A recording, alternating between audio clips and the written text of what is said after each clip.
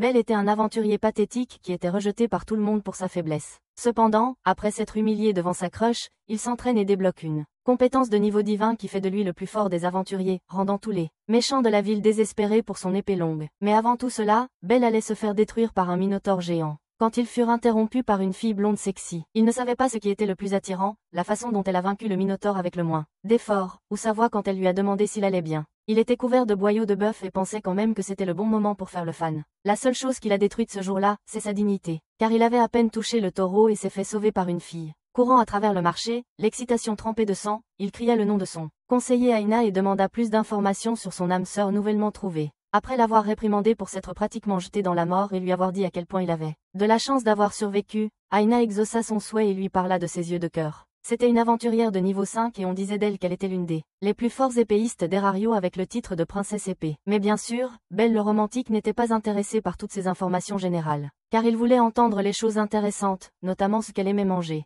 Et plus importante encore, si elle était célibataire. Aina n'avait aucune idée si elle était célibataire ou non, car elle n'avait entendu personne en parler. Mais elle lui a donné des raisons pour lesquelles obtenir cela de son niveau de badass serait difficile. En tant que membre de la Familia Estia, il serait difficile de connaître un leader de la Familia Loki. Cependant, elle l'encourageait et lui disait que les femmes aiment les hommes qui peuvent les protéger. Donc s'il pouvait travailler dur pour en arriver là, il pourrait peut-être avoir une chance. Selon le grand-père de Belle, la meilleure partie d'être un aventurier était de sauver une aventurière fragile d'un monstre hideux, et dans sa gratitude, vous apprenez à mieux vous connaître. Dans ce cas, c'était complètement l'inverse, car c'est le sauveur qui a été sauvé. À la place, mais les paroles de son grand-père lui donnaient toujours de l'espoir, pour une raison quelconque. Alors qu'il courait vers la maison, déterminé à devenir plus fort et à monter de niveau, il rentra bientôt chez lui pour retrouver son colocataire, une autre belle collation nommée Estia, qui était la déesse de sa familia et était folle de lui. Estia l'accueillit avec ses bras entourant son corps, tout en lui disant qu'elle avait une surprise pour lui, et lui montra les pommes de terre frites qu'ils auraient pour le dîner. Pendant qu'il mangeait, elle parla de ses inquiétudes d'être juste une paresseuse, qui ne sert à rien et laisse tout le travail à lui. C'était parce qu'elle était une déesse peu connue dont personne n'avait entendu parler, et cela réduisait ses chances de trouver quelqu'un pour rejoindre sa familia à zéro. Bientôt, il sembla qu'elle n'en avait rien à faire de tout ça, car elle lançait des regards à Belle et montrait tous les signes qu'elle voulait jouer le coup. Cependant, Belle était trop distraite pour remarquer ce qu'elle faisait, utilisant la magie pour analyser sa situation. Estia lui dit que sa passion, A.S. Wallenstein, était définitivement hors de sa portée, et qu'il devrait plutôt chercher le bonheur qui se trouvait juste devant lui. Elle voulait simplement qu'il soit pour elle, et cela ressemblait à une prise d'otage, avec des bienfaits divins, mais Belle ne s'en souciait pas. Cependant, dans les résultats de l'analyse, l'agilité de Belle semblait avoir augmenté, mais ses pouvoirs magiques étaient toujours morts, ce qui le faisait se demander s'il serait un jour capable de les utiliser. De manière suspecte, la ligne pour la section des compétences s'était brouillée, et quand il a demandé à ce sujet, elle a dit que son doigt avait glissé et que c'était vide, comme toujours. Dès qu'il fut hors de vue, la déesse toucha le papier, et la partie brouillée se révéla être une capacité hop cachée. C'était une compétence liée à ses émotions, ce qui lui permettait de progresser rapidement lorsqu'il était motivé. Bien qu'il ait enfin acquis une compétence, c'était une qui le récompensait pour être un fanboy. Ce qui agaçait Estia car il fallait qu'une autre fille la fasse sortir de lui et pas elle. Ce qui la mettait en rogne. Le lendemain matin, il se réveilla en voyant les énormes melons de Estia le frotter contre lui et être câliné par elle. Cependant, Belle se débrouilla pour se dégager de ses bras et sortir, pendant qu'elle l'appelait idiot. En marchant dans la rue, il est tombé sur une fille qui prétendait qu'il avait laissé tomber une pierre magique. Et elle lui a tendu.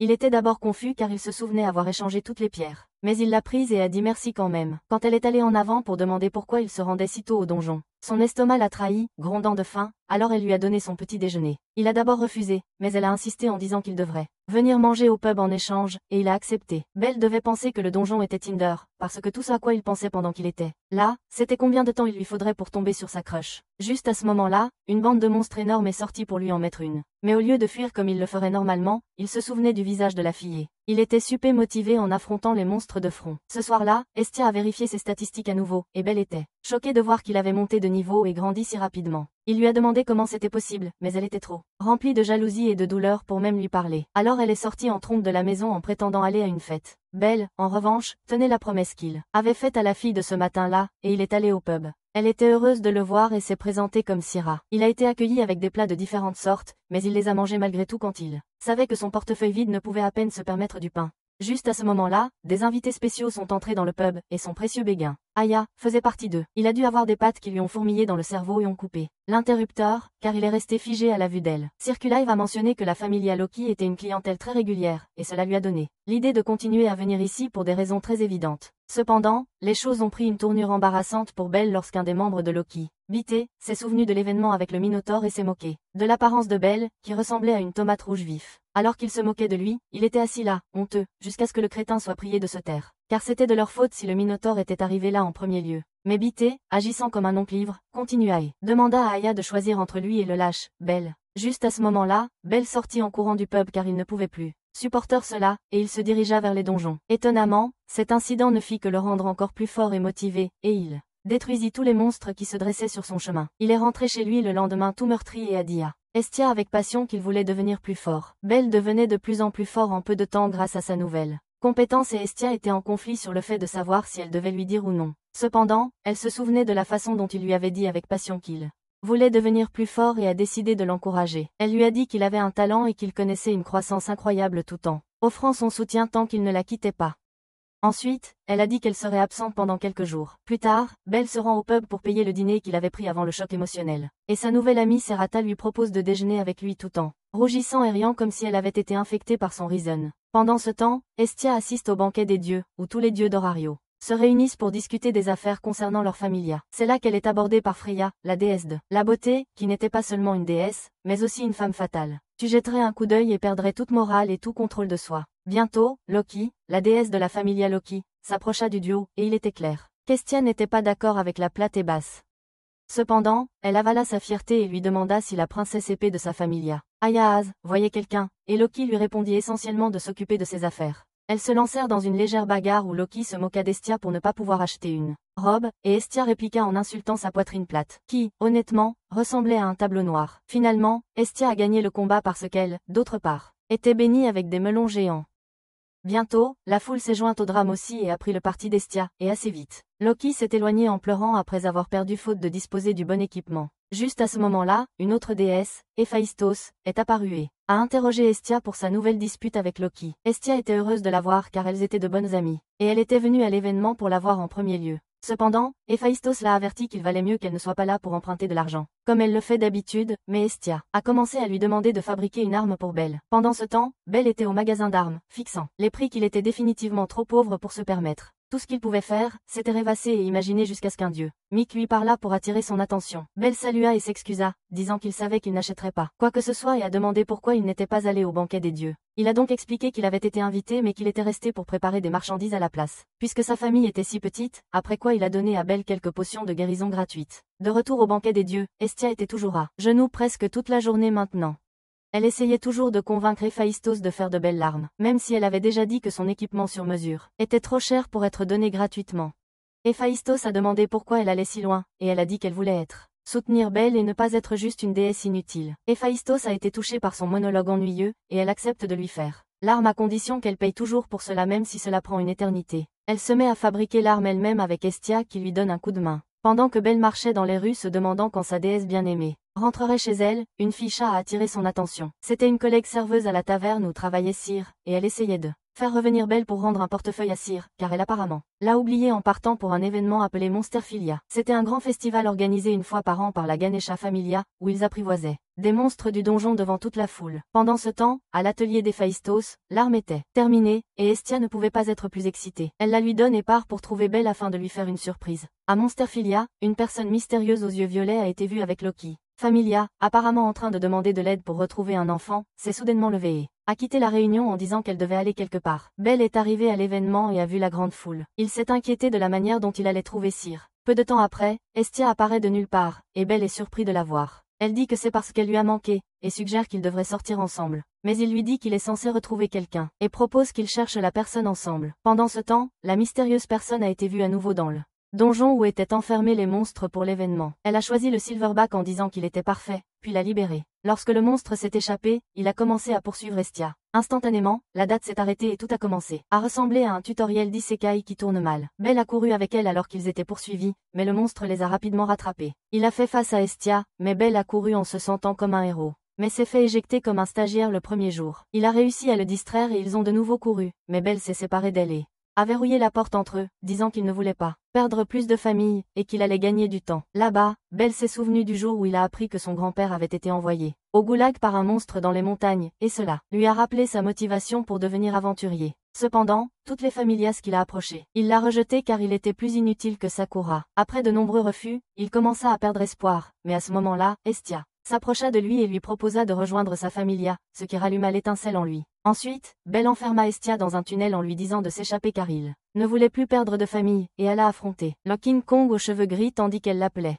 Au Colisée de Monsterferia, Ganesha fut informé des monstres qui s'étaient échappés par 2 de ses subordonnés, qui lui apprirent que 9 monstres ont été libérés par un intrus. Et ne voulant pas résoudre ce problème uniquement avec sa famille, il a ordonné à ses subordonnés de contacter les autres dieux pour leur demander de l'aide. Cet ordre concerne ses subordonnés car ils perdraient en crédibilité, mais Ganesha ne se soucie pas de l'aura ou du farming, insistant pour faire cela puisque la sécurité des gens était en danger. Cela a permis à ses subordonnés de comprendre sa demande, et Ganesha a en plus ordonné de faire continuer la compétition pour limiter le tumulte. Après cela, les subordonnés sont partis exécuter ses ordres, et Ganesha a essayé de comprendre le motif de cet incident. Pendant ce temps, Belle continuait à lutter contre le Silverback, et à ce moment-là, sa dague s'est cassée. Au même moment, Estia se dirigeait vers lui avec le couteau forgé par Héphaïstos, et elle se souvenait du conseil sur l'imprégnation de hiéroglyphes sur les armes qu'elle avait reçues d'Héphaïstos. Ailleurs, Misha informa Ena des monstres échappés, et elle lui dit rapidement de se calmer pour ne pas provoquer la panique. Il se trouve qu'Aes et Loki ont entendu la conversation entre les deux et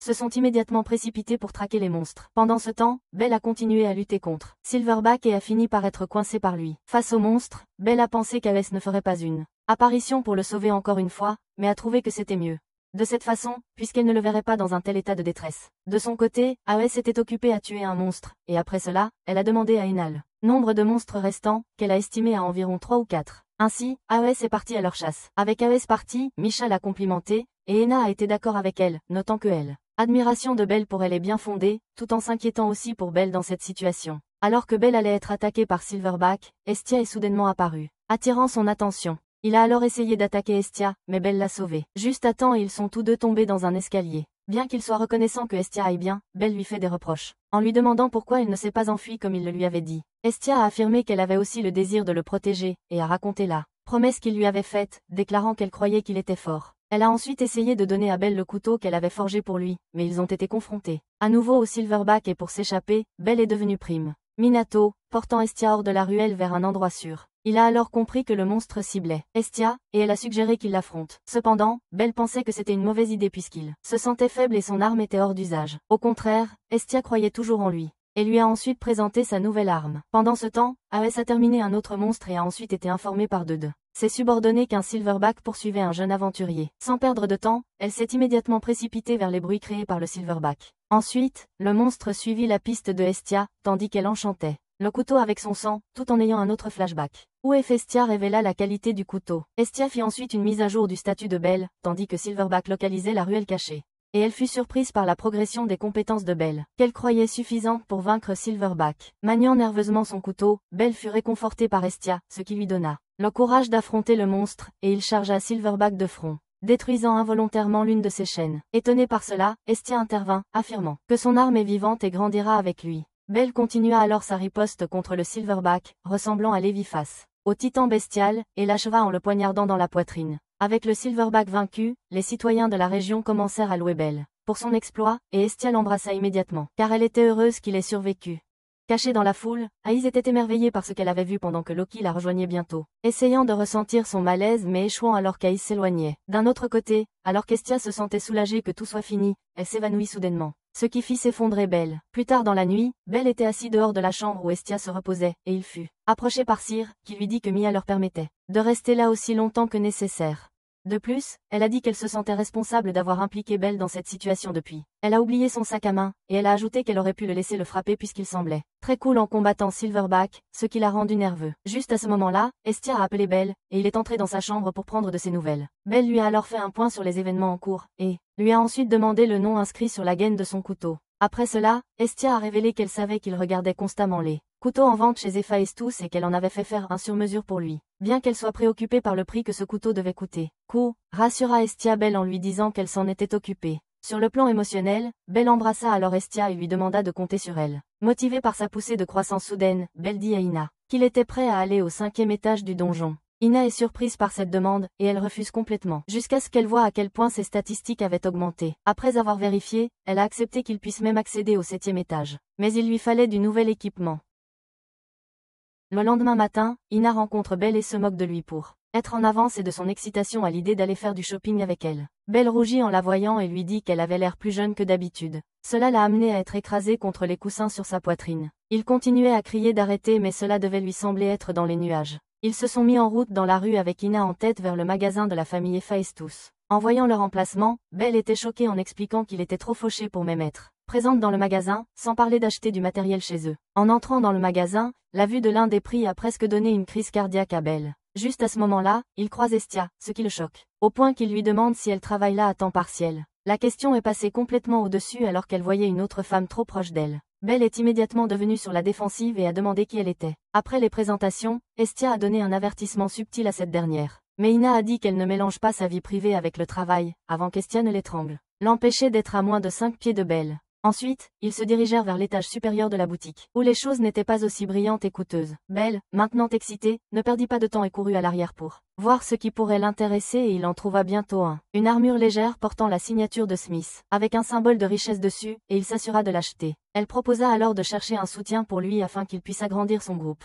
Une fois sortie de la boutique, elle lui donne un support à couteau en disant qu'elle voulait aider mais la situation maladroite les a rendus si rouges que leur visage aurait pu être confondu avec un panneau stop. En entrant dans une rue apparemment isolée, une fille heurte Belle et tombe au sol. Belle essaie d'aider mais juste à ce moment-là, un homme avec une épée apparaît car il poursuivait la fille. Belle bloque son épée pour ne pas toucher la fille, alors l'homme étrange lui a posé des questions sur la protégeant, demandant s'ils étaient ensemble. Belle a répondu qu'il ne l'avait jamais vue avant et qu'il ne l'avait fait que parce que c'était une fille. Avant qu'il puisse continuer l'argument avec Belle, Ryu, une autre serveuse du taverne, est arrivée et a averti l'homme de ne pas se battre dans la rue avec une épée. Il était sur le point de protester quand elle lui a dit de partir, avant que cela ne devienne violent, car il ne s'en sortirait pas. Comme s'il était sous un sort, l'homme sans courage s'est éloigné sans un mot de plus. Belle remercie Ryu, mais ils n'ont pas pu trouver la mystérieuse fille qu'il venait de sauver, car elle s'était cachée. Le lendemain matin, Belle est vêtue de son nouvel équipement et d'une armure, sûrement prêt à dégommer quelques monstres. Sur son chemin, il est abordé par une fille aux cheveux rouges qu'il connaît, qui lui demande s'il a besoin d'un soutien.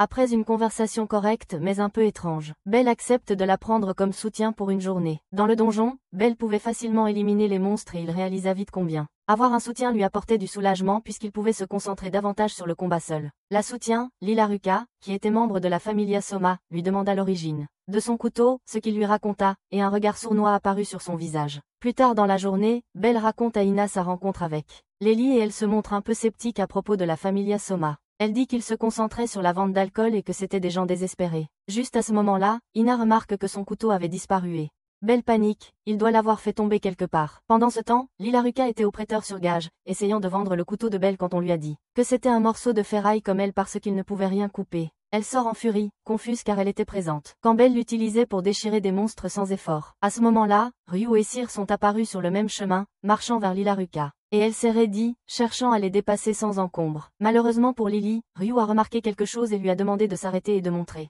le couteau caché dans ses manches parce qu'elle l'avait reconnu. Lily a nié l'avoir dit que c'était à elle, mais Ryu lui prend quand même le couteau. Alors que Lily s'apprêtait à fuir, elle heurta Belle, qui cherchait son couteau dans la rue.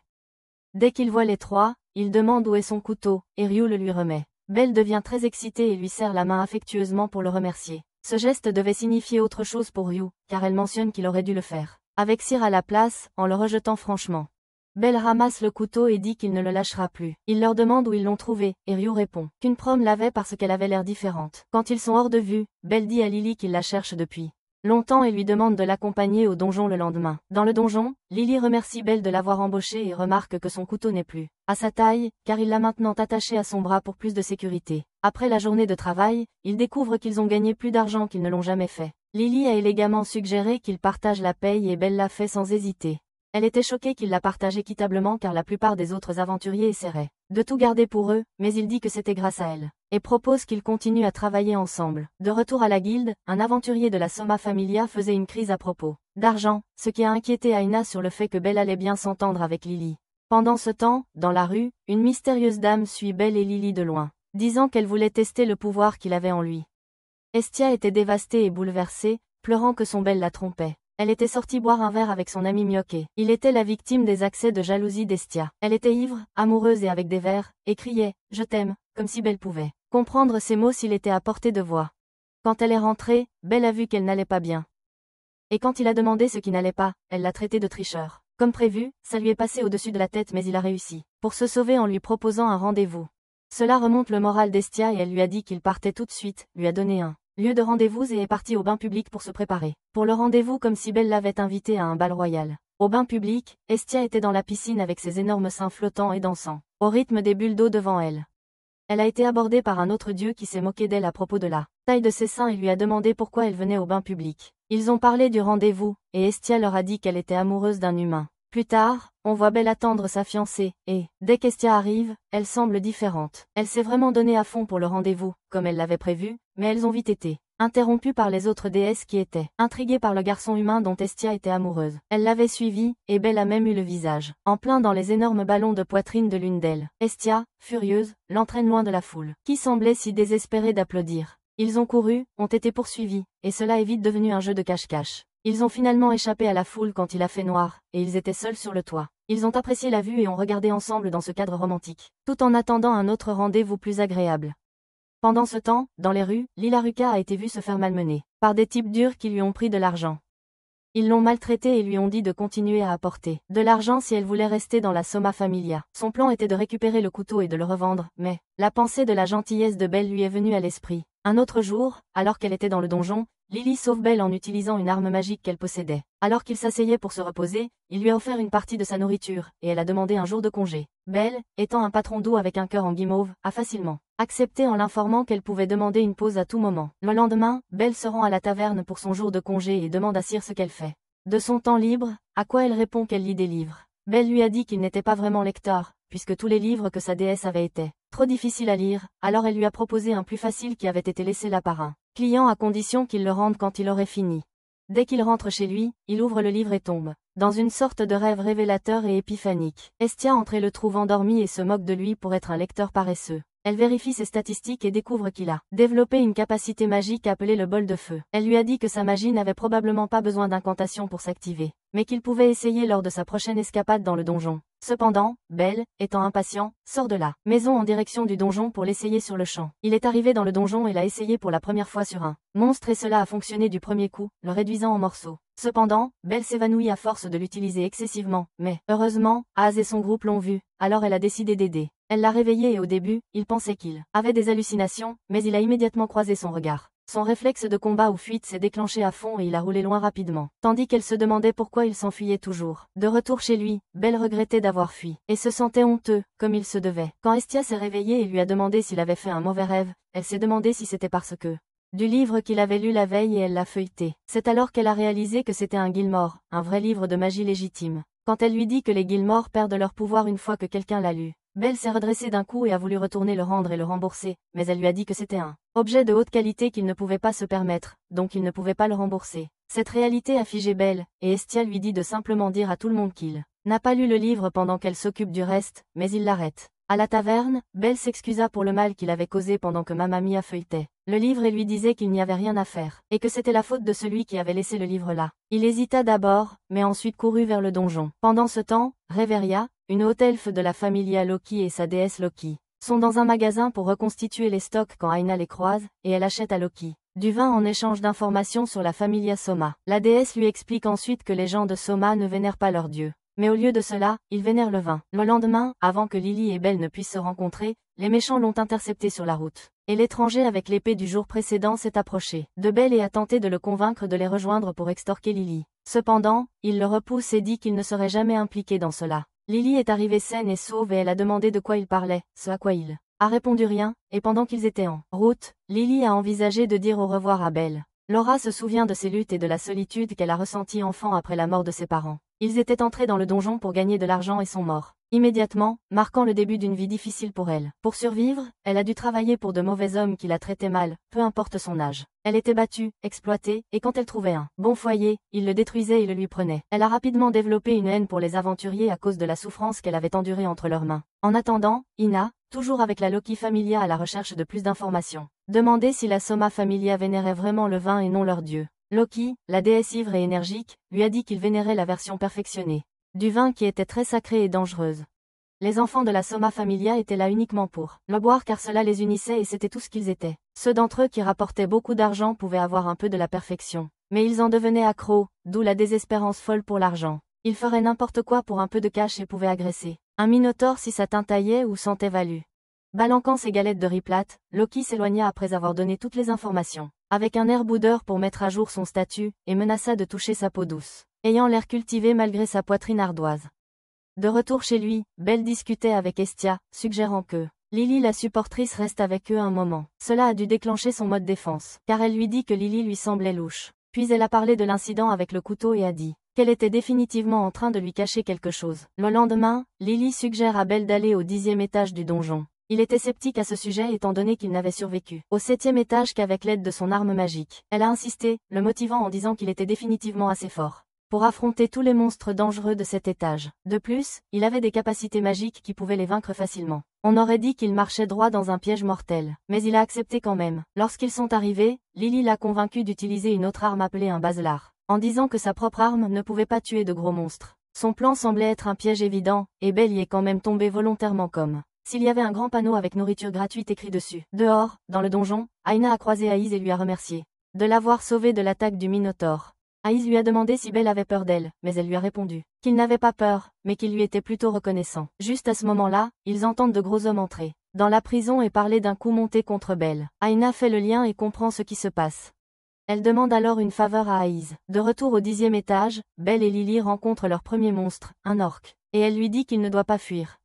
Se sentant confiant, il sortit le baselard et était prêt à agir pendant que l'orc sortait un arbre et en faisait une arme. Cela prend Belle par surprise mais il court quand même vers une mort bien préparée. Entre-temps, Aina avait une réunion avec Hestia au magasin et lui a dit qu'elle avait le sentiment que la soutien de Belle, Lily, était une mauvaise nouvelle. De retour dans le donjon, Belle tue l'orc, mais un autre s'approche et il utilise 2 coups de son bolt de feu pour l'abattre. Soudain, Lily disparaît alors qu'il aperçoit des leurres de monstres tombés au sol. 2 autres orques apparaissent et cela devient un combat difficile pour lui alors qu'il commence à avoir du mal tout en s'inquiétant de l'endroit où se trouve Lily. Juste à ce moment-là, son paquet de couteaux se déchire de sa jambe et est tiré vers le haut. Belle suivit le mouvement pour voir Lily attraper son couteau et elle lui dit que c'était la fin avec un sourire diabolique sur le visage. Le maléfique Loli a ensuite dit qu'il devrait trouver un bon endroit pour s'échapper alors qu'elle le laissait au milieu des monstres. Elle s'éloigna en essayant de se convaincre que c'était la bonne chose à faire, ajoutant que Belle était aussi un aventurier, l'un de ceux qu'elle détestait et qu'elle pouvait vendre l'arme d'Héphaïstos et commencer une nouvelle vie n'importe où loin de sa famille. Avant qu'elle ait eu la chance d'imaginer sa nouvelle vie, elle trouva le bretteur l'attendant. Ils avaient tendu un piège pour elle sur tous les chemins de cet étage et ils l'attendaient. Il déchire sa robe, prend son arme magique et les autres gars arrivent pour les rejoindre. Inconscient, il avait aussi été trahi par eux et ils ont menacé de le donner en pâture à des fourmis tueuses de monstres s'il essayait de se battre contre eux. Il s'est immédiatement enfui comme un lâche et ils ont commencé à menacer Lily, disant qu'il la sauverait si elle leur donnait tout ce qu'elle avait. Elle s'est alors rendue et leur a donné la clé d'un coffre nain qui contenait tous ses trésors et ses économies. À ce moment-là, les fourmis tueuses étaient devenues innombrables et les gars ont trahi leur part du marché, lui disant qu'ils allaient l'utiliser comme leur appât à la place parce qu'ils n'avaient plus besoin d'elle. Ils la jettent dans le piège des fourmis monstres et prennent la fuite. Se sentant impuissante et sans valeur, Lily se dit qu'elle le méritait pour avoir trahi la confiance de Belle, et elle décide de tout abandonner et de mourir parce qu'elle n'en pouvait plus. Juste à ce moment-là, une vague de puissance frappe la première vague de fourmis qui allait la dévorer, et elle voit Belle essayer de la sauver et de la protéger. Il avait promis à Hestia que, peu importe à quel point elle était peu fiable, il la sauverait et la protégerait parce qu'elle était seule, comme lui l'avait été avant que sa vie ne change. Il a pu échapper aux orques parce qu'un autre aventurier est apparu et ils ont disparu. Il y avait un brouillard, donc il ne pouvait pas voir qui c'était. Lily est alors devenue folle et l'a traité d'idiot, avouant les innombrables fois où elle l'avait trompé avec l'argent qu'ils avaient gagné, les fois où elle mentait sur le prix des choses et comment elle disait des choses méchantes sur lui dans son dos. Elle lui a dit qu'elle était une menteuse et une voleuse, et le pire des plombes. Elle se qualifiait de soutien, mais elle n'était en réalité qu'une voleuse d'émotions. Elle a ensuite demandé s'il la sauverait quand même et il a répondu facilement par l'affirmative en disant que c'était parce qu'elle était une fille. Elle lui a lancé encore plus d'insultes et il lui a dit qu'il voulait la sauver parce qu'elle était elle et qu'il n'avait pas besoin de raison pour la sauver. Entendre cela l'a fait craquer en larmes alors qu'elle s'excusait auprès de lui. Le lendemain, Belle s'est excusée auprès d'Aina pour avoir perdu son protège-couteau et a redonné à Lily son emploi, même si elle l'avait trahi environ 5 fois de suite. Pendant qu'elle était dans le donjon, Aise semblait malheureuse car elle n'avait pas pu s'excuser auprès de Belle après l'avoir sauvée une seconde fois. Puis elle aperçut le protecteur du couteau. Lily avait un air différent avec sa tenue déchirée et une cape plus courte enroulée autour d'elle. Quelle que soit la situation, elle était séduisante et elle rougit quand Belle taquinait ses oreilles d'animal. Elle utilisa un sort de transformation pour rester cachée des méchants afin qu'ils croient qu'elle était morte dans le donjon. Arrivée à la maison, elle se présenta. Estia et Belle laissent les deux seuls pour aller chercher du thé. Estia devient territoriale avec son homme, disant qu'il pourrait partager une tasse avec elle. Mais Belle prend ça à la légère, comme une plaisanterie, repoussant Estia. Enfin seule, Estia fit jurer à Lily de ne jamais refaire cette erreur, et elle le fit. Sachant combien Belle avait été gentille, elle la traita d'égoïste pour ce qu'elle avait fait et dit qu'elle la jugerait à la place de Belle. Lily fut dévastée et attendit les paroles blessantes de elle, mais Estia lui a demandé de veiller sur son Belle à la place. Elle demande à Lily de prouver sa culpabilité par ses actions pour qu'elle soit plus digne de confiance. À ce moment-là, Belle entre et Estia piège son bras entre ses seins, le revendiquant devant Lily, qui, à son tour, enlève son manteau et fait de même avec son autre bras, le revendiquant aussi. Après s'être échappée des dames, Belle entre dans la guilde pour rencontrer Ina et voyer avec elle. Il s'est figé au contact visuel qu'ils ont eu et a essayé de s'enfuir. Encore, mais il est tombé sur les biceps masculins d'un homme nu. Lors de sa deuxième tentative de fuite, la princesse à l'épée a sauté dans sa direction pour l'arrêter et il a heurté ses gâteaux de riz. Faisant comme s'il détestait ça, il a crié, se demandant pourquoi elle était là jusqu'à ce qu'elle lui donne le protège-couteau qu'il avait laissé tomber et révèle qu'elle l'avait sauvé des orques. Elle s'est aussi excusée d'avoir laissé le Minotaure s'échapper au départ, avant qu'il ne vienne l'attaquer. Belle, quant à lui, s'excuse de toujours s'enfuir au lieu de ça, en la remerciant de lui avoir sauvé la vie, ce qui la fit sourire. Sur le chemin de la sortie, il exprime ses inquiétudes d'être un faible, et elle propose de lui apprendre à se battre correctement, ce qu'il laissa bouche bée, comme s'il venait de gagner à la loterie. Ce soir-là, ils se retrouvent sur le pont, vêtus de leur armure, et elle lui dit de laisser tomber les formalités, ce qui le rendit heureux comme un enfant avec des glaces à volonté. Ace ramassa son arme pour voir sur quoi il pourrait s'entraîner, mais elle prend juste des postures amusantes, ce qui fait penser à Belle qu'elle est un peu tête en l'air. Comme un éclair, elle lança une attaque surprise sur Belle et il tomba, réalisant que l'entraînement avait commencé. Cela continue avec Ace lui donnant des astuces importantes et des instructions à utiliser en combat pendant qu'ils s'entraînaient. Le lendemain, Belle et Lily se préparent pour leur prochaine escapade au 10e étage du donjon, et ils prévoient d'aller aussi loin que possible car ils ont un jour de congé le lendemain. Lily a demandé pourquoi il venait toujours au donjon meurtri et blessé parce qu'elle n'avait aucune idée que son sauveur recevait des coups d'une fille. À ce moment-là, un groupe de petits monstres est apparu et ils se sont battus en équipe avec Lily qui les malmenait avec un arc, et Belle utilisant son arme et les compétences qu'il avait apprises en s'entraînant avec Ace. Les monstres orques sont également apparus, et Belle, motivée par son attachement à Ace, charge vers eux au lieu de reculer. Pendant ce temps, un homme mystérieux et un minotaure se battent dans une autre partie du donjon avec l'homme laissant la créature en colère mais ne terminant pas le travail. Lors de la prochaine séance d'entraînement, Belle se fait souvent mettre KO, et Ace a suggéré qu'il s'entraîne à faire des siestes l'après-midi, car les aventuriers doivent pouvoir se reposer dans le donjon. Elle s'est allongée et en quelques secondes, elle était endormie, laissant Belle stupéfait. Cependant, il a rapidement été distrait par la voix de son grand-père cultivé qui lui ordonnait de l'embrasser, mais il a été arrêté par la voix furieuse d'Estia, qui le réprimandait en désaccord. Tenté, il s'apprête à l'embrasser, mais il reprend ses esprits quand elle parle. Bientôt, elle décide de l'accompagner au marché pour acheter de la nourriture, car il semblait affamé, et le premier stand qu'ils ont approché les a mis face à face avec Estia. Elle n'était pas contente de le voir avec une autre femme, surtout pas celle dont il avait un énorme coup de cœur, mais elle finit par céder, lançant un regard d'avertissement pour qu'il recule face à elle, en le revendiquant en lui écrasant le visage avec ses seins.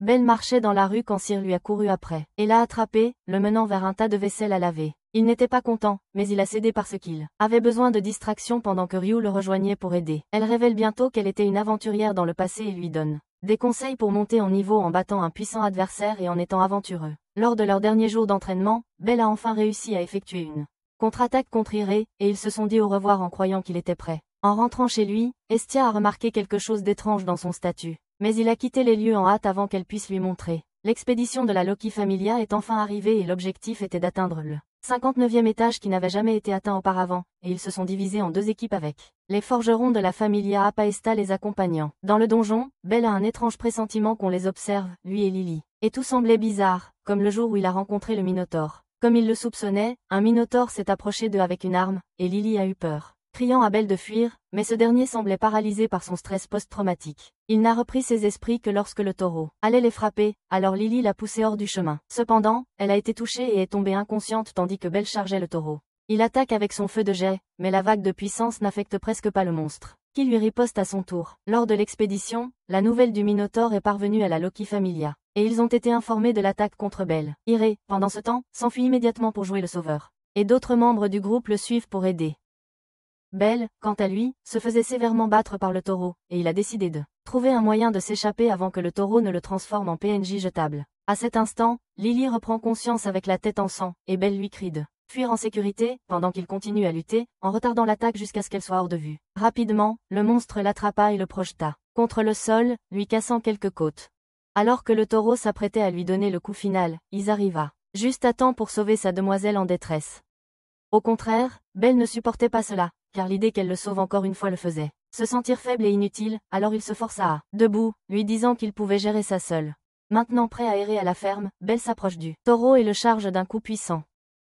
En même temps, Bot, le type qui s'était moqué de lui au pub, l'a reconnu et l'a de nouveau provoqué. Lily, qui avait conduit le groupe jusqu'à lui, supplie de manière erratique leur aide. Alors Raviria la calme avec de la magie. Bot décide d'aller aider pour se donner de l'ego, mais il réalise vite que Belle était soudainement très habile à prendre l'avantage dans le combat. Ils ont été surpris par cela et se demandaient comment c'était possible en si peu de temps. Alors que le combat avançait, Belle marquant plus de points que le tas de viande. Bientôt, son arme s'est brisée en morceaux à cause de la peau épaisse du Minotaure, mais cela ne l'arrête pas, car il manœuvre l'arme du monstre et attaque avec. Le taureau commence à ralentir car il devient faible, et Belle profite de l'occasion pour attaquer, en utilisant à la fois son arme et sa magie de boule de feu. Il s'y est accroché, ne renonçant pas, et à la stupéfaction de tous. Après le troisième éclair de feu, le Minotaure a explosé en morceaux. Épuisé, Belle s'est effondrée debout et Lily a couru vers lui, tandis que les autres le suivaient pour vérifier son état, qui montrait que toutes ses capacités étaient classées S, ce qui était la statistique la plus élevée pour son niveau. Belle était passée du niveau 1 au niveau 2 en un mois et demi, et il était content d'avoir vaincu le Minotaure. Estia a vérifié son état et a découvert qu'il avait acquis une nouvelle compétence, Argonaute, qui est le désir d'être un héros et cela l'enthousiasme.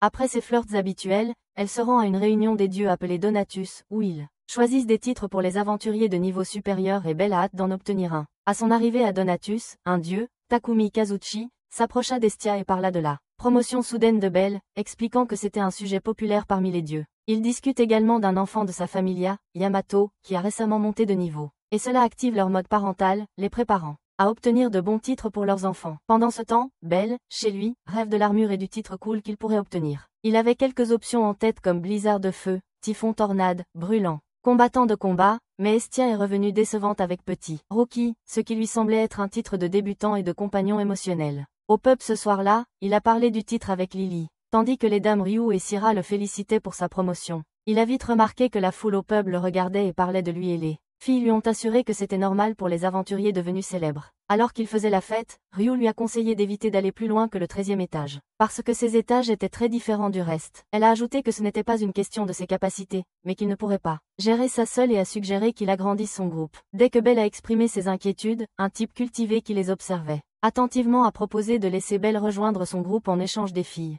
Ryu et Syrah. Ryu lui ordonne de les laisser partir mais il refuse et elle lui tord le bras, déclenchant un combat, mais Mamma Mia intervient, effrayant les hommes. À la recherche d'une nouvelle armure, Belle se rend au magasin mais ne trouve plus les produits de son forgeron préféré. Il se dirige vers le comptoir où il voit un gars en train de se disputer avec le vendeur, et il demande des nouvelles de l'armure. Par hasard, le gars aux cheveux rouges qui se disputait avec lui avait une boîte pleine d'armure, et il s'avère que c'est Wells lui-même. En se présentant, ils sortent ensemble et conviennent d'un contrat direct, où Wells fabriquerait tout ce qu'il voudrait, et en échange, il rejoindrait sa troupe. Dans le donjon, Wells était excitée d'être au 11e étage pour la première fois. Mais Lily, elle, n'était pas très contente. Elle s'est fâchée que Belle ne lui en ait pas parlé avant, et Wells en a profité pour la taquiner, l'appelant Lille, Crevette et Led Lilo, ce qui l'a mise en colère. Belle a essayé d'expliquer, le désignant comme Crasso, un nom qui semblait familier à Lily. Elle a révélé que les Crasso étaient une famille de forgerons déchus et maudits, qui étaient devenus démunis, mais Belle n'en avait aucune idée. Cependant, ils n'ont pas eu beaucoup de temps pour en parler, parce que les monstres sont apparus et ils sont passés à l'action. Les pouvoirs de Belle s'étaient beaucoup améliorés et cela lui faisait sentir qu'il se rapprochait d'Orise, qui était encore 4 niveaux au-dessus de lui. Pendant ce temps, dans une autre partie du donjon, la familia Loki se battait dans des combats qui leur étaient propres contre une bande de monstres erratiques, et ils se demandaient ce qui les avait tant agités. Belle leur avait tapé sur les nerfs et en entendant cela, les yeux n'ont pas perdu de temps à disparaître de leur vue. Au 11e étage, Lily cueillait les pierres magiques, quand Belle a ressenti une nouvelle sorte de montée de puissance dans sa paume. À ce moment-là, un groupe d'aventuriers est arrivé en courant, poursuivi par un bébé dragon, et la créature s'est tournée pour attaquer Lily. Avec urgence, Belle a utilisé la compétence Argonaute qui s'est révélée forte et différente, et a détruit le dragon instantanément. De retour chez lui, Belle a demandé à Estia des informations sur la familia Crassos, mais elle n'avait que des renseignements sur Welf et a révélé qu'il avait la capacité de fabriquer des objets magiques qui étaient assez forts, mais il refuse de manière suspecte aussi. Le lendemain était un jour de repos pour le groupe de Belle, et Welf a profité de l'occasion pour emmener Belle dans son atelier pour le remercier de l'avoir accueilli.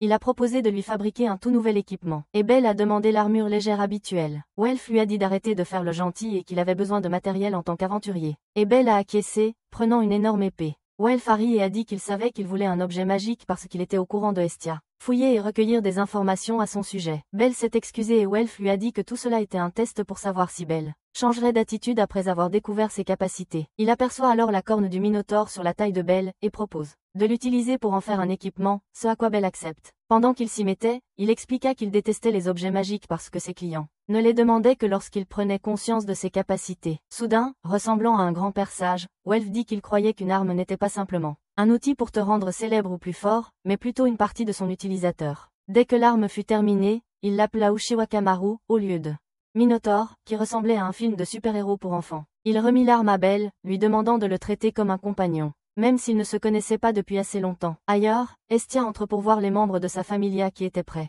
à descendre dans les étages intermédiaires comme Belle le faisait pour la première fois ce matin. Lorsqu'ils arrivèrent, Belle et les gars étaient en feu, éliminant les monstres avec peu ou pas de lutte, et ils étaient fiers d'eux-mêmes. Quand quelques lapins des monts Al-Maraj sont apparus, Welf et Lily taquinaient Belle sur sa ressemblance avec eux, avec ses cheveux blancs, ses yeux rouges et sa nervosité. Pendant ce temps, au marché, deux visages étranges, Hermès et Asfi, se promenaient en parlant tranquillement de Belle. Hermès avait hâte de rencontrer Belle tandis qu'Asfi mettait en garde contre les ennuis que cela pourrait causer. Mais elle se calme quand il lui caresse la tête, dégageant une forte énergie de chiot. De retour dans le donjon, les aventuriers de la familia Teik étaient en détresse, car l'un d'eux avait été blessé par des chiens de l'enfer qu'ils ne pouvaient pas gérer. Alors ils ont couru se cacher quand cela est devenu une chasse à laquelle ils ne survivraient pas. Pendant ce temps, Belle et la bande faisaient également face à des difficultés et à peine avaient le temps de respirer alors que les monstres du niveau intermédiaire étaient plus forts et plus nombreux que ce à quoi ils étaient habitués. Par coïncidence, les aventuriers de Teik les rencontrent, et ils décident de passer à travers eux pour se sauver. Quand ils l'ont fait, Lily a averti les membres de son groupe de battre en retraite ou ils seraient détruits en quelques secondes. Cela est devenu une course-poursuite et Belle s'est arrêtée à mi-chemin pour attaquer en utilisant son éclair de feu, mais cela n'a affecté qu'une partie du groupe.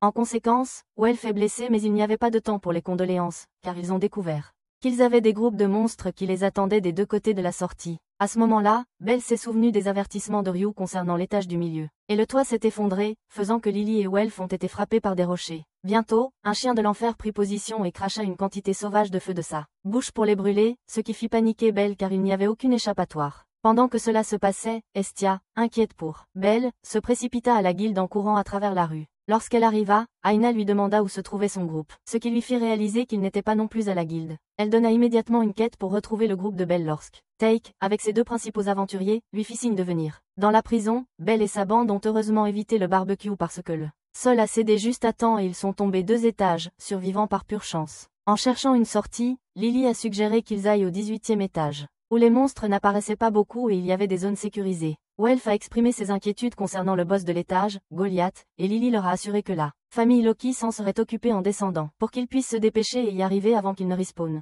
Loin du donjon, le groupe de Teik s'est excusé auprès d'Hestia après avoir expliqué les escapades de larguer leurs monstres à la fête de Belle. Elle a demandé leur aide pour les sauver et a formé un groupe de recherche qui comprenait certains membres du groupe Teik, Ryu, Hermès, et son Asfi. Quand ils étaient seuls, Asfi a averti Hermès de ne pas aller au donjon car c'était contre les règles pour un dieu d'y aller, mais il lui a assuré qu'il ne se ferait pas attraper, ni ne ferait rien de stupide, et Hestia a dit qu'elle irait aussi. Avant leur départ, Héphaïstos donne un message et un objet mystérieux à Hestia à remettre à Welf quand ils les trouveront. Pendant ce temps dans le donjon, Belle et les autres avançaient à travers l'étage, avec l'aide d'un sac à odeur dégoûtant que Lily avait préparé. C'était pour empêcher les monstres de s'approcher d'eux et de les attaquer. Mais un chien infernal est alors apparu et a essayé de leur cracher du feu. Cependant, Welf l'a coincé avec un sort qui l'a fait s'autodétruire et ils se sont inquiétés pour lui car il semblait très faible après avoir utilisé la magie trop souvent. Dès que l'effet du sac à odeur s'est estompé, un Minotaure s'est approché d'eux et Belle n'a pas perdu de temps pour l'attaquer ainsi que les autres qui arrivaient. L'équipe de recherche s'enfonça dans le donjon, Asfi et Ryu détruisant les ennemis sur leur chemin. Ils tombèrent bientôt sur la grotte où le toit s'était effondré sur le groupe de Belle. Et Hestia reconnut le couteau de Belle entre les rochers. Ils comprirent vite qu'ils étaient descendus au 18e étage car c'était bien plus facile Que de remonter, alors ils s'y dirigèrent pour les retrouver. Pendant ce temps, Lily et Welf étaient devenus inconscients, ne laissant que Belle actif. Et il les porta tous les deux à travers un trou qui, espérant qu'ils n'avaient pas la mort qui les attendait pour les dévorer. Il s'y accrocha en traversant le grand espace vers une porte. Quand il remarqua qu'il se tenait devant le mur du chagrin, soudain, il se fissura et le chef de niveau, Goliath, s'éveilla et tenta de l'attraper. Mais Belle, ne renonçant pas, accéléra et réussit à s'échapper par la porte. Il se retrouva bientôt dehors, devant quelqu'un, et le supplia faiblement de sauver ses amis avant de s'évanouir. Lorsqu'il ouvrit les yeux et les portes, il réalisa qu'Ayaz l'avait sauvé.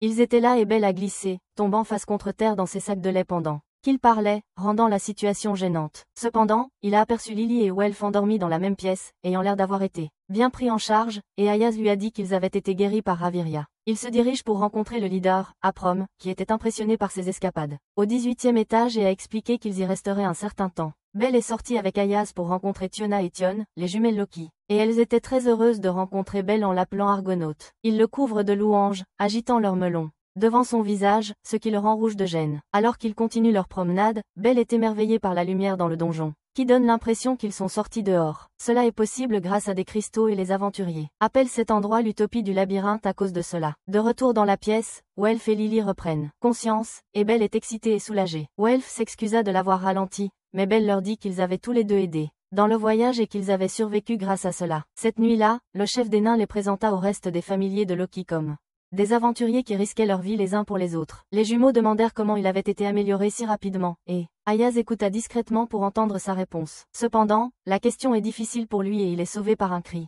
Il se dirigea vers l'endroit d'où venait le cri et trouva Estia, soulagé, heureux et en larmes de le voir en un seul morceau. Le reste de l'équipe de secours arrive et Belle, choquée, remercie tout le monde qui est venu le retrouver, sauf les membres du groupe Take. Lorsqu'ils se sont installés, les aventuriers de Take ont supplié et présenté leurs excuses, et bientôt, Belle a accepté. Il aurait fait la même chose si la vie de ses amis était en danger. Plus tard, ils ont prévu de partir lorsque le familier de Loki a détruit le boss du niveau supérieur. Pendant qu'Estia livrait le colis et le message d'Héphaïstos à Welf. Incapable de dormir, Belle fit une promenade dans un endroit magnifique de la forêt du donjon et fut bientôt rejoint par Ayaz. Il devint nerveux quand elle dit qu'elle s'inquiétait pour lui, et ils firent des projets pour aller à la ville du donjon le lendemain. À ce moment-là, ils furent interrompus par une Estia jalouse et possessive, qui déclara qu'elle ne les laisserait jamais sortir en rendez-vous sans qu'elle vienne avec eux. La pauvre Estia fut poussée par Belle vers la ville où elle disait vouloir aller elle-même, et ils s'arrêtèrent avec le reste du groupe pour admirer une belle partie du donjon, que Asfi appelait le paradis des monstres. Ils arrivèrent dans la ville de Leveria, fondée par des aventuriers, et Belle tomba sur les hommes de la taverne, qui tentèrent de provoquer des ennuis mais reculèrent en voyant la princesse à l'épée. Plus tard, les dames décidèrent d'aller se baigner ensemble dans une rivière, et Hermès guida Belle, confus, dans un arbre pour espionner. Belle est d'abord perplexe, jusqu'à ce qu'il regarde en bas et voit les filles se baignant, et le jeune homme rougit de gêne. Il tira Hermès pour qu'il parte, mais ce fut une mauvaise idée qui le conduisit en tombant dans la rivière, là où les dames étaient. Les filles sont excitées de le voir là, mais c'était trop suspect pour la innocente Belle de gérer, surtout quand elle voit sa crush Ayaz parmi elles. Il a littéralement couru sur l'eau, fuyant la scène et atterrissant dans une autre partie de la forêt où Ryu prenait son bain. Il est resté pour espionner, prouvant qu'il n'était pas si innocent après tout, et Ryu, sentant la présence de quelqu'un, donne un coup dans la direction, et Belle saute en s'excusant. Plus tard, Ryu pardonne à Belle en cueillant des fleurs, et lui dit qu'elle a compris la situation. Ils sont finalement arrivés à un tombeau où le reste de sa famille était enterré, et elle a déposé des fleurs en racontant son histoire à Belle. Elle avait été mise sur liste noire après avoir vengé des personnes qui avaient détruit sa troupe. Lorsqu'elle a été trouvée et recueillie par Mamma Mia, cela a permis à Belle de comprendre pourquoi elle semblait émotionnellement distante. Et elle lui dit qu'il est un humain digne de son respect. Quand ils sont revenus à leur colonie, Beth était sur le point de frapper Belle après avoir appris qu'il avait vu Ayaz dénudé. Il était plus jaloux que protecteur car il n'avait pas pu voir Ayaz de cette façon, mais les jumeaux l'ont emporté en disant qu'Hermès avait déjà été puni pour cela. Belle et Ayaz se disent au revoir alors qu'ils sont placés dans des équipes et des groupes séparés pour quitter le 18e étage, tandis qu'Estia regardait comme si elle était la déesse de l'espionnage, bouillonnante de jalousie et de colère. À ce moment-là, elle a été capturée par Mojo et sa bande, il a ordonné à Belle de venir seule pour la récupérer dans la forêt. En chemin, le gros gars de la Take Familia, Uka, qui s'entraînait dans la forêt, le voit courir avec urgence. Belle arrive à la zone convenue et rencontre Mojo, qui déclare un duel avec le matériel de Belle et la libération d'Estia, servant de prix de victoire. Belle se rend vite compte que c'est un piège, car Mojo devient invisible et commence à détruire Belle comme un sac de frappe. Pendant ce temps, Hermès, qui avait donné à Mojo la potion d'invisibilité, regarde avec plaisir de loin, affirmant qu'il voulait faire connaître à Belle le côté méchant des humains. Heureusement, les aventuriers Take et d'autres sont intervenus pour attaquer la mauvaise bande et tout a vite dégénéré en émeute. Estia a aussi un peu de chance, car Lily la trouve en utilisant son sens olfactif de chianthrope et elle est libérée. Le combat entre les deux camps devient fou, et Welf perd l'objet qu'il avait reçu de Héphaïstos, car la corde qui le liait à lui a été coupée et il est tombé profondément dans la forêt depuis la falaise où il se battait. Belle, de son côté, avait trouvé un moyen d'attaquer Mojo malgré son invisibilité. Il pouvait sentir son regard sur lui, ce qui l'aidait à percevoir sa prochaine attaque et il a pu la contrer. Juste au moment où il allait finir le combat, Hestia apparaît sous une nouvelle forme d'aura. Elle avait libéré son pouvoir divin et semblait être une véritable déesse pour la première fois. En voyant cela, leurs adversaires, y compris Mojo, ont fui la scène, laissant la déesse et Belle seule. Elle saute sur lui saisissant le visage avec ses mains. Sac alors qu'elle s'excusait pour ce qu'il a traversé. Cependant, ce doux moment est interrompu, et un tremblement de terre commence et une énorme créature est vue tombant au-dessus d'eux. Le boss du sol, Goliath, fait son entrée depuis le toit avec quelques monstres infernaux et il commence à attaquer Mojo et ses gars. Cependant, Belle et les autres, y compris Ryu, courent vers eux pour les sauver. Ils commencent le combat tandis qu'Asphi rassemble plus d'hommes pour combattre la bête, car leur route de